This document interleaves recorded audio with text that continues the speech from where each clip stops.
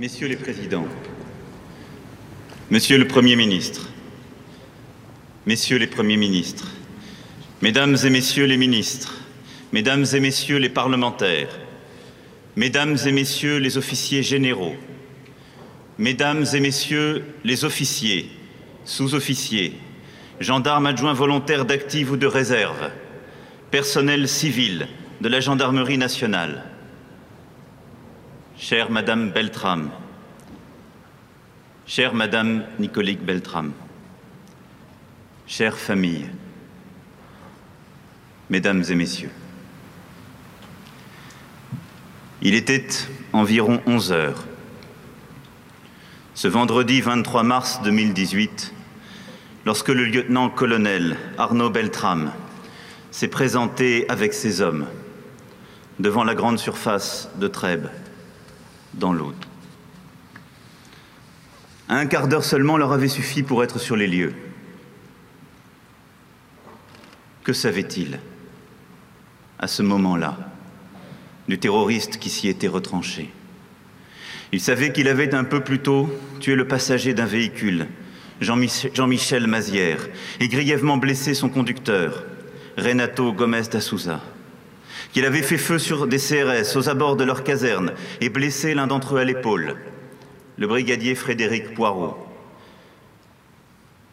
que dans ce commerce où il s'était retranché, il avait abattu 2 hommes à bout portant, Hervé Sosna, un client, et Christian Medves, le chef boucher. Nous pensons, en cet instant,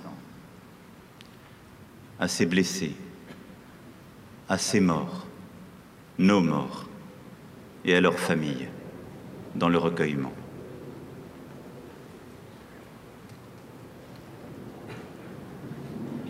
Il savait aussi que le terroriste détenait une employée en otage, qu'il se réclamait de cette hydre islamiste qui avait déjà tant meurtri notre pays, qu'avide de néant, ce meurtrier cherchait la mort, cherchait sa mort, cette mort que d'autres, avant lui, avaient trouvée. Une mort qu'il croyait glorieuse, mais qui était abjecte. Une mort qui serait pour longtemps la honte de sa famille, la honte des siens et de nombre de ses coreligionnaires. Une mort lâche, obtenue par l'assassinat d'innocents. L'employé pris en otage était de ces innocents. Pour le terroriste qui la tenait sous la menace de son arme, sa vie ne comptait pas plus que celle des autres victimes. Son sort, sans doute, allait être le même. Mais cette vie comptait pour Arnaud Beltrame. Elle comptait même plus que tout, car elle était, comme toute vie, la source de sa vocation de servir. Accepter de mourir pour que vivent des innocents, tel est le cœur de l'engagement du soldat. Être prêt à donner sa vie, parce que rien n'est plus important que la vie d'un concitoyen. Tel est le ressort intime de cette transcendance qui le portait. Là était cette grandeur qui a sidéré la France. Le lieutenant-colonel Beltrame avait démontré par son parcours exceptionnel que cette grandeur coulait dans ses veines. Elle irradiait de sa personne.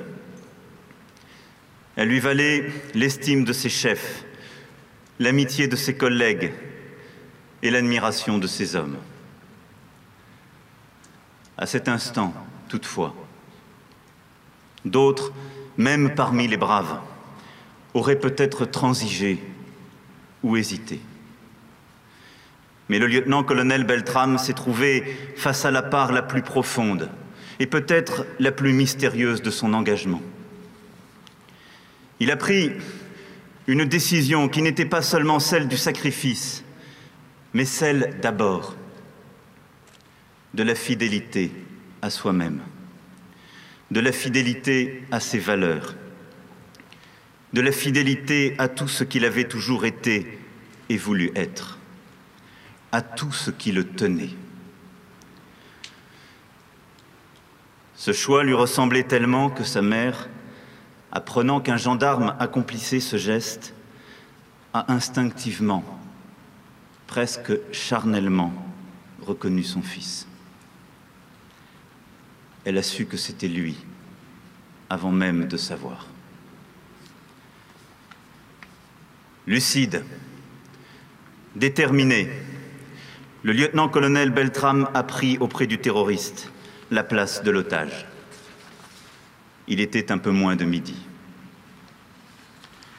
Un soldat aussi aguerri, gendarme d'élite, cité au combat en Irak, sentait sûrement qu'il avait rendez-vous avec la mort. Mais il avait rendez-vous avant tout, et plus encore, avec sa vérité d'homme, de soldat, de chef. Ce fut la source de son immense courage. Pour ne pas manquer aux autres, il faut ne pas se manquer à soi-même. Le lieutenant-colonel Beltrame a fait ce choix parce qu'il se serait éternellement reproché de ne pas l'avoir fait. Je sais ce que peuvent ressentir ceux qui étaient à ses côtés ce jour-là. Il revoit s'écouler lentement les minutes qui ont conduit à cette décision. Il revoit le lieutenant-colonel Beltrame déposer son arme, lever les bras et s'avancer seul vers le terroriste. Ils savent désormais que tout s'est joué là. Ils savent aussi qu'il n'aurait laissé sa place à personne, car l'exemple vient du chef. Et l'exemplarité était pour lui, comme pour chacun d'entre vous, une vertu cardinale. Au cœur de tout vrai courage se trouve une grande force morale. Elle ne se discute pas, elle pousse à agir. Avant même ce 23 mars, le lieutenant-colonel Beltrame était de ces fils que la France s'honore de compter dans ses rangs.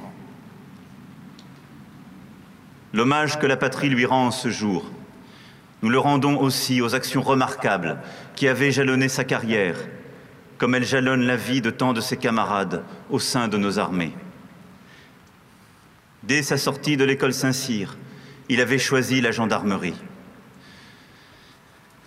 Il en avait fait sa seconde famille, parce qu'elle était proche de la vie de ses concitoyens et qu'elle exigeait de lui, chaque jour, l'excellence. Une gendarmerie qui paie chaque année son tribut à la sécurité et à la protection des Français. Une gendarmerie qui, cette fois encore, s'est illustrée par sa maîtrise et sa force. Et je rends ici hommage aux forces de gendarmerie de l'Aude, à leur chef, le colonel Sébastien Gay, au chef du GIGN de l'antenne de Toulouse et à ses hommes, dont 2 ont été blessés en menant l'assaut. Tous sont durement éprouvés par la perte de leurs camarades. Je sais, et les Français savent, qu'ils ont tout fait pour que le pire n'advienne pas. Comme leurs camarades de la police et du renseignement et de tous les services de la préfecture. Les Français n'oublient pas non plus le tribut payé par toutes nos forces de sécurité sur le sol national et par nos armées sur les théâtres extérieurs. Tous ont droit à notre respect inconditionnel. Et tous, je le sais, partagent la certitude profonde qui animait le lieutenant-colonel Beltrame, celle que son destin ne lui appartenait pas tout à fait, qu'il avait partie liée avec quelque chose de plus élevé que lui-même, car il était un engagé et il avait juré de faire corps avec un idéal plus grand et plus haut. Et cet idéal, c'était le service de la France.